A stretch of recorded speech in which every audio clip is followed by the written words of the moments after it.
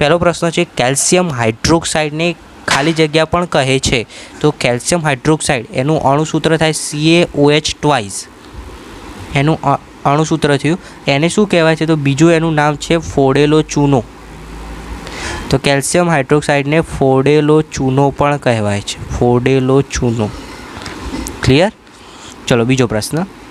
પીએચમાં પી German શબ્દ પોન્ટેજનો અર્થ શું થાય? તો પોન્ટેજનો અર્થ થાય શક્તિ. નોટબુક જે છે તમે જોડે બધા જે હું જવાબો તમને કહું છું એ લખતા રહેજો અને ખાસ આ પેપર તૈયાર કરી દેજો એટલે પૂરેપૂરા 80માંથી 80 માર્ક્સ તમે ઇઝીલી લાવી શકો. આગળ ત્રીજો પ્રશ્ન છે બાયોગેસ ઉત્તમ બળતણ છે કારણ કે તેમાં ખાલી જગ્યા ટકા સુધી મિથેન વાયુ હોય છે. તો તમે જાણો છો કે બાયોગેસનો મુખ્ય ઘટક છે મિથેન વાયુ. કેટલા ટકા હોય છે? તો 75%, 75%. 75%. ચોથી ખાલી જગ્યા છે પચેલો આહાર અને નાના આંતરડા દ્વારા અભિશોષણ પામેલ ચરબીનું વહન કોના દ્વારા થાય છે? તો જે ચરબી હોય છે એનું વહન આંતર રસાંકુરો દ્વારા થતું હોય છે. તો તમારે રીતે જવાબ લખવાનો રસાંકુરો દ્વારા થાય છે. રસાંકુરો. બરાબર. ચલો નેક્સ્ટ છે વિદ્યાર્થી મિત્રો ખરા ખોટા. તો અહીંયા 3 ખરા ખોટા છે, આપણે એ પણ જોઈ લઈએ. પહેલું વિધાન છે ક્ષારને લીધે તાંબા પર લાલ રંગનું સ્તર જામે. તો યાદ રાખજો ક્ષારના લીધે તાંબા પર જે છે લાલ રંગનું નહીં પરંતુ લીલાશ પડતું જે છે સ્તર જામતું હોય છે. એટલે આ વિધાન કેવું છે? ખોટું છે. ખોટું. બરાબર. પહેલું વિધાન ખોટું છે. ચલો બીજો પ્રશ્ન. ગોલીય અરીસાની વક્રતા ત્રિજ્યા r તથા કેન્દ્ર લંબાઈ f વચ્ચે સંબંધ દર્શાવતું સૂત્ર f = 2r છે? ના. સાચું સૂત્ર શું છે? r = 2f. સાચું સૂત્ર આવી રહ્યું છે.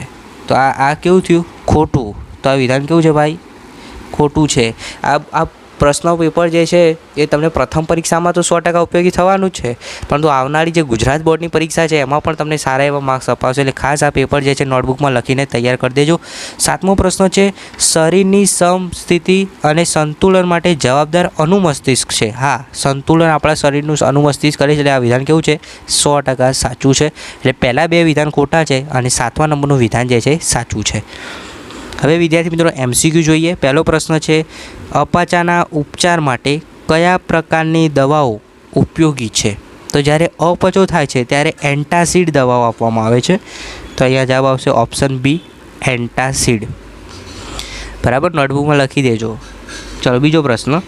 એક અંતર્ગોળ અરીસા વડે મળતું પ્રતિબિંબ આભાસી, ચત્તુ અને વસ્તુ કરતાં મોટું હોય તો વસ્તુનું સ્થાન ક્યાં હશે?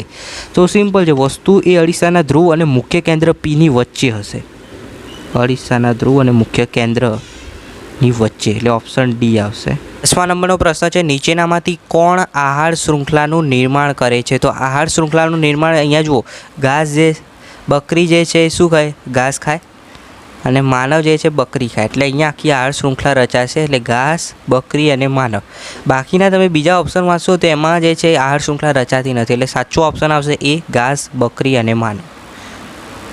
ત્યારબાદ વિદ્યાર્થી મિત્રો જે જોડકું આપ્યું છે ખાસ ધ્યાન રાખજો. વિદ્યુત કોષનું પહેલાં તો એની જે સંજ્ઞા છે એ શું થશે? તો વિદ્યુત કોષની સંજ્ઞા આપણે અહીંયા તમે સ્ક્રીન ઉપર જોઈ શકો છો. જે અહીંયા પ્લસ માઇનસ વાળી C નંબરની છે એ થશે. એટલે પહેલાંમાં C આવે. ત્યારબાદ બીજું જુઓ વિદ્યુત બલ્બ.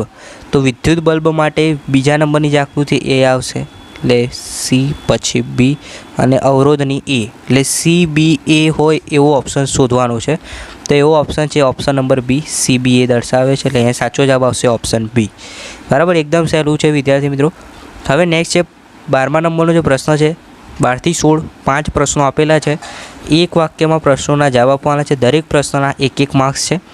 પહેલો પ્રશ્ન છે જઠર ગ્રંથિના કયા સ્ત્રાવને લીધે જઠરના આંતરિક અસ્તરને HCl સામે રક્ષણ મળે છે? તો કયા સ્ત્રાવને લીધે? તો શ્લેષ્મના લીધે.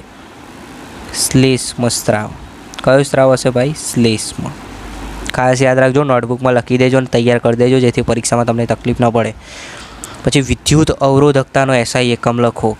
તો વિદ્યુત અવરોધકતાનો SI એકમ શું છે? ઓમ ઇન્ટુ મીટર. અને અવરોધ કહે તો ખાલી ઓમ, અને અવરોધકતા કહે તો ઓમ ઇન્ટુ મીટર. પવન ઉર્જા મેળવવા ટર્બાઇનની જરૂરી ગતિ ચાલુ રાખવા પવનની ગતિ કેટલી હોવી જોઈએ? તો પવનની ગતિ 15 કિલોમીટર પર અવર હોવી જોઈએ. 15 કિલોમીટર પર અવર. યાદ રાખજો, મોસ્ટ ટાઈમ પ્રશ્ન છે, બોર્ડની પરીક્ષામાં પણ આ પ્રશ્ન પૂછાય છે. CNSનું પૂરું નામ જણાવવાનું છે. CNSનું પૂરું નામ થશે સેન્ટ્રલ નર્વસ સિસ્ટમ, અથવા તો તમે ગુજરાતીમાં મધ્યસ્થ ચેતાતંત્ર પણ લખી શકો છો. સેન્ટ્રલ નર્વસ સિસ્ટમ, મધ્યસ્થ ચેતાતંત્ર. 16મો પ્રશ્ન છે, નિવસન તંત્રમાં ઉર્જા એટલે કે શક્તિનો મુખ્ય સ્ત્રોત કયો છે? તો મુખ્ય સ્ત્રોત શું આવશે? સૂર્ય. તો આ તો વિદ્યાર્થી મિત્રો વિભાગે તમે ઇઝીલી અહીંયા પૂરેપૂરા 16માંથી 16 માર્ક્સ લાવી જશો. અને જ્યારે તમારું ગુજરાત બોર્ડનું પેપર 100 માર્ક્સનું હોય છે ને, ત્યારે વિભાગ એ જે છે એ 24 માર્ક્સનું થઈ જશે. આ ખાસ ધ્યાન રાખજો. હવે વિદ્યાર્થી મિત્રો મોસ્ટ ટાઈમ વિભાગ બી જે છે, જેની અંદર 2 ગુણના પ્રશ્નો છે, જેમાંથી તમારે 10 પ્રશ્નો લખવાના છે. 2 ગુણના 10 પ્રશ્નો, એટલે તમને પૂરેપૂરા 20 માર્ક્સ તમે ઇઝીલી લાવી શકો. એટલે પહેલાં 16 અને આ બીજા 2 ગુણના, આટલું કરશો તો બી તમારે અહીંયા 36 માર્ક્સ થઈ જશે 80માંથી. બરાબર છે? તો ખાસ આ 2 ગુણના પ્રશ્નો પહેલાં તો નોટબુકમાં લખી દો. બરાબર છે? જોયો 17મો પહેલો પ્રશ્ન છે, ગ્રાણ કેન્દ્રીય સૂચક એટલે શું? ઉદાહરણ આપી સમજાવો. પછી 18મા નંબરનો જે પ્રશ્ન છે ને, એ અથવામાં છે, જમીનમાં pHનું મહત્ત્વ સમજાવો. જો એ પ્રશ્ન ન લખો તો એની અથવામાં જે રાસાયણિક સમીકરણનો પ્રશ્ન છે, જો શું કીધું છે, સંયોગીકરણ પ્રક્રિયા એટલે શું? કોઈ એક પ્રક્રિયા સમીકરણ દ્વારા સંયોગીકરણ પ્રક્રિયા સમજાવવાની છે. 2 ગુણનો પ્રશ્ન છે, એટલે 4 મુદ્દા તમારે લખી દેવાના. ત્યારબાદ આગળનો પ્રશ્ન છે, પ્રકાશ સંશ્લેષણ પ્રક્રિયા દરમિયાન થતી ઘટનાઓ લખો. 20મો પ્રશ્ન છે, મનુષ્યના શ્વસન તંત્રના કોઈ પણ 4 અવયવોના નામ. તો સિમ્પલ શ્વસન તંત્રના 4 અવયવોના નામ લખવાના છે. ફેફસું છે, બરાબર છે, પછી શ્વાસ નળી, એવી રીતે 4 નામ લખી દેવાના. હવે જે 21મો પ્રશ્ન છે ને, એ અથવામાં છે, એટલે 2માંથી કોઈ પણ એક પ્રશ્ન તમે લખી શકશો. જેની અંદર ઉપરનો પ્રશ્ન જુઓ, શું કીધું છે, વૃદ્ધિ પ્રેરક અંતઃસ્ત્રાવના નામ લખી કોઈ એકનું વર્ણન કરો. તો ગ્રોથ હોર્મોન્સ GH એ વૃદ્ધિ પ્રેરક અંતઃસ્ત્રાવ છે, જે હાઇટનું વધારો કરે છે. તમે એ રીતે પણ લખી શકો છો. પછી શુક્રપિંડમાં ઉત્પન્ન થતા અંતઃસ્ત્રાવનું નામ આપી તેનું કાર્ય વર્ણવો. તો શુક્રપિંડ જે છે એની અંદર કયો અંતઃસ્ત્રાવ ઉત્પન્ન થાય છે? તો જવાબ આવશે ટેસ્ટોસ્ટેરોન. અને જો તમને અનપિંડ કહે તો ઇન્સ્ટ્રોજન અને પ્રોજેસ્ટેરોન, આ 2 અંતઃસ્ત્રાવના નામ ખાસ યાદ રાખજો. હવે વિદ્યાર્થી મિત્રો આગળ 22મો પ્રશ્ન છે, અંતર્ગોળ અરીસાની સામે વસ્તુ કેન્દ્ર Cથી થોડે દૂર મૂકતા રચાતા પ્રતિબિંબ સ્થાન, પ્રતિબિંબનું માપ તથા પ્રતિબિંબનો પ્રકારની આકૃતિ તમારે અહીંયા દોરવાની છે. જો એ પ્રશ્ન ન લખો તો એની અથવા બીજો પ્રશ્ન છે, મોટવણી એટલે શું? મોટવણીનું સૂત્ર લખવાનું છે. ત્યારબાદ 2 ગુણનો પ્રશ્ન છે, વિદ્યુત કોષ, વિદ્યુત બલ્બ, એમીટર અને પ્લગ કળની મદદથી બનાવેલા વિદ્યુત પરિપથની આકૃતિ દોરવાની છે. અને મોસ્ટ ટાઈમ પ્રશ્ન તમને બોર્ડની પરીક્ષામાં પણ આ પ્રશ્ન 100% જોવા મળશે. એટલે આ પ્રશ્ન 100% આંખ બંધ કરીને તૈયાર કરી દેજો, કારણ કે 1 વર્ષ સુધી તમને આ ખૂબ ઉપયોગી થશે. આ પ્રશ્ન યાદ જ રાખવાનો છે. અવરોધના શ્રેણી જોડાણના ગેરફાયદા જણાવો, મોસ્ટ ટાઈમ પ્રશ્ન છે. ત્યારબાદ વિદ્યુત બલ્બના ફિલામેન્ટ બનાવવા માટે લગભગ માત્ર ટંગસ્ટનનો જ ઉપયોગ કેમ થાય છે? અને ત્યારબાદ મોસ્ટ ટાઈમ પ્રશ્ન, આ 2 પ્રશ્નો તૈયાર કરી દેજો, કારણ કે તમે પ્રથમ પરીક્ષામાં તો પૂછાવાનું જ છે, પરંતુ જે આવનારી દ્વિતીય પરીક્ષા છે અને ગુજરાત બોર્ડની પરીક્ષા છે, એમાં પણ આ પ્રશ્ન 100% હશે. ઓઝોનનું નિર્માણ જણાવી તેનું અગત્ય લખો. અને બીજો પ્રશ્ન છે એ 100% હશે, જૈવ વિઘટનીય કચરો અને જૈવ અવિઘટનીય કચરાના 2 મુદ્દા તફાવતના અહીંયા લખવાના છે. તો આ 2 ગુણના પ્રશ્નો નોટબુકમાં લખીને ખાસ તૈયાર કરી દેજો. સોલ્યુશનની PDF જોતી હોય તો એની લિંક નીચે ડિસ્ક્રિપ્શનમાં આપું છું, પણ પહેલાં પ્રશ્ન સમજી લો, નોટબુકમાં લખી લો અને ખાસ તૈયાર કરવાના છે, કારણ કે 100% આપણને પૂરેપૂરા માર્ક્સ અપાવશે. વિભાગ Cની વાત કરું તો વિભાગ Cની અંદર 3 ગુણના 8 પ્રશ્નો લખવાના છે, એટલે 24 માર્ક્સ તમને વિભાગ Cમાંથી મળી જશે. પહેલો પ્રશ્ન છે, કેલ્શિયમ કાર્બોનેટને ગરમ કરતાં નિપજ તરીકે શું મળશે? એ તમારે જણાવવાનું. પછી આ પ્રક્રિયાનું સમીકરણ લખવાનું અને આ પ્રક્રિયા કયા પ્રકારની છે તે લખવાનું. પછી બીજો પ્રશ્ન છે, ખોરાપણું એટલે શું? તેને અટકાવવા શું કરી શકાય એ જણાવવાનું છે તમારે. વિષમપોષી એટલે શું? સમજાવો. અને જે 29મો પ્રશ્ન છે એ અથવામાં છે, 2માંથી કોઈ પણ એક પ્રશ્ન લખવાનો છે. બંને પ્રશ્નો ખાસ તૈયાર કરી દેજો. મનુષ્યમાં અંતઃસ્ત્રાવના અસંતુલનથી થતી ખામીઓ સમજાવો. અને જો એ પ્રશ્ન ન લખવો હોય તો બીજો પ્રશ્ન છે, પરાવર્તી કમાનની આકૃતિ દોરવાની છે, ખાલી નામ નિર્દેશનવાળી ફક્ત અને ફક્ત આકૃતિ દોરવાની છે. ત્યારબાદ મોસ્ટ ટાઈમ પ્રશ્ન છે, જલવાહક પેશી અને અનુવાહક પેશીનો તફાવત.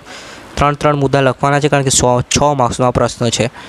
ઓહમનો નિયમ પણ તમને અહીંયા પૂછી શકે છે જો તમારે વિદ્યુતવાળું ચેપ્ટર હોય તો. ગોલી અરીસા માટેની નવી કાર્ટેશિયન સંજ્ઞા પદ્ધતિ વર્ણવો. લેન્સના પાવર પી વિશે સમજૂતી આપવાની છે. લેન્સના પાવરનો અહીંયા ટોકનો જ લખવાની છે. 3 માર્ક્સનું પ્રશ્ન છે એટલે 6 માર્ક્સ તમારે લખવા પડે. અને બીજો પ્રશ્ન છે જે અથવામાં છે, અવરોધનું શ્રેણી જોડાણ માટે સમતુલ્ય અવરોધનું સૂત્ર તારવો. મોસ્ટ ટાઈમ પ્રશ્ન છે. શ્રેણી જોડાણ અને સમાંતર જોડાણ બંને પ્રશ્નો અત્યારે જ તૈયાર કરી દેજો, કારણ કે તમને 3 પરીક્ષા, પ્રથમ વાર્ષિક પરીક્ષા એટલે કે હવે જે આવે છે આ, અને હવે આગળ આવશે ફેબ્રુઆરી કે માર્ચ મહિનામાં દ્વિતીય વાર્ષિક પરીક્ષા અને છેલ્લે ગુજરાત બોર્ડની પરીક્ષા. 3 પરીક્ષા તમારા માટે ખૂબ ઉપયોગી છે અને ત્રણેય પરીક્ષામાં આ પ્રશ્નો તમને 100% જોવા મળશે. શ્રેણી જોડાણ લખેલું હોય કાં તો પછી સમાંતર જોડાણ માટે સમતુલ્ય અવરોધનું સૂત્ર તારવો. 100% પૂછાશે અને પ્રથમ પરીક્ષામાં પણ પૂછાશે. જોઈ લો, આ લખ્યું અથવામાં છે એટલે બેમાંથી તમને જે એક લખવું એ લખવાનું. અને ત્યારબાદ 34મો મોસ્ટ ટાઈમ પ્રશ્ન છે, સૌર કુકર વિશે ટૂંક નોંધ લખો. હવે વિદ્યાર્થી મિત્રો વિભાગ ડી એટલે કે 4 ગુણનો પ્રશ્ન. 4 ગુણના અહીંયા તમને 5 પ્રશ્નો લખવાના કીધેલા છે એટલે ટોટલ 20 માર્ક્સ તમને અપાવશે. બરાબર, વિભાગ ડીથી તમને 20 માર્ક્સ મળશે જો તમે વિભાગ એ કર્યો, પછી વિભાગ બી અને પછી વિભાગ ડી કરો અને છેલ્લે વિભાગ સી કરો. બરાબર છે, વિભાગ ડી પહેલાં કરજો. મોસ્ટ ટાઈમ આટલા પ્રશ્નો છે. બરાબર, 5 પ્રશ્નો તૈયાર કરી દો એટલે ફટાફટ તમને પૂરેપૂરા માર્ક્સ મળી જાય. આ જ પ્રશ્નો તૈયાર કરી દેજો ખાસ. નીચેના પ્રશ્નોના જવાબ આપો. પહેલો પ્રશ્ન છે, રાસાયણિક પ્રક્રિયા દરમિયાન નિપજનું નિર્માણ કેવી રીતે થાય છે? બીજો પ્રશ્ન છે, કુદરતી વાયુનું દહન એ કયા પ્રકારની રાસાયણિક પ્રક્રિયા છે? બરાબર છે, તેનું સમીકરણ એક દર્શાવી દેવાનું. ત્યારબાદ મોસ્ટ ટાઈમ પ્રશ્ન છે, બ્લીચિંગ પાવડરની બનાવટ, એના ઉપયોગો લખો. અને એ ન લખવો હોય તો એની અથવામાં છે ધોવાના સોડાની બનાવટ તથા ઉપયોગો.